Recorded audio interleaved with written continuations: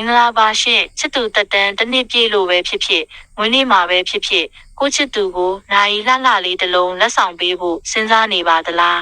ဒါပေမဲ့နိုင်လက်ဆောင်ပေးရင်လမ်းခွဲရတတ်တယ်ဆိုတဲ့စကားကြောင့်တွန်းဆုတ်နေတယ်ဆိုရင်ဒီဗီဒီယိုလေးကိုအဆုံးထိကြည့်ပေးပါဦးရှင်ရှေးလူကြီးတွေရဲ့အယူအဆအရနိုင်ဆိုတာအချိန်ကိုတိုင်းတာဖြစ်လို့နိုင်လက်ဆောင်ပေးတဲ့အခါချစ်သူနှစ်ယောက်ရဲ့အချိန်ဟာအကန့်အသတ်ဖြစ်သွားတတ်တယ်လို့ယူဆကြပါတယ်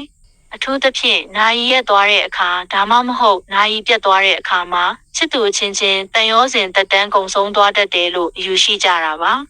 တကယ်တော့နိုင်ဆိုတာတရွေ့ရွေ့သွားနေတဲ့အရာဖြစ်လို့အချိန်ကုံဆုံးခြင်းကိုဖော်ဆောင်ပါတယ်ဒါကြောင့်အဲ့ဒီအချိန်တွေရက်တက်မသွားစေဖို့အတွက်နိုင်လက်ဆောင်မပေးသင့်ဘူးလို့ဆိုကြတာပါ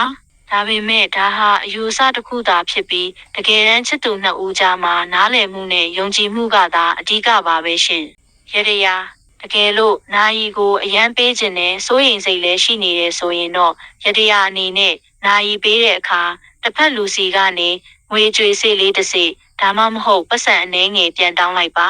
ဒါဆိုရင်တော့လက်ဆောင်ပေးတာမဟုတ်ပဲအချင်းချင်းရောင်းဝယ်လိုက်တယ်လို့ဖြစ်သွားလို့အညံ့တွေပြေပြောက်သွားပါလိမ့်မယ်တင်ရောတင်ချစ်သူကိုနိုင်လက်ဆောင်ပေးဘူးပါသလားလက်ဆောင်ပေးပြီးနောက်ပိုင်းဘာတွေဖြစ်ခဲ့လဲဆိုတာကိုမန့်မှာဝေမျှပေးသွားပါဦးရှင်အခုလိုစိတ်ဝင်စားစရာအတိတ်နမိတ်တွေကိုအမြဲတင်ဆက်ပေးသွားမှာမို့ရွှေရောင်ကန်ကြမာကို follow လုပ်ထားဖို့မမေ့ပါနဲ့ဦးရှင်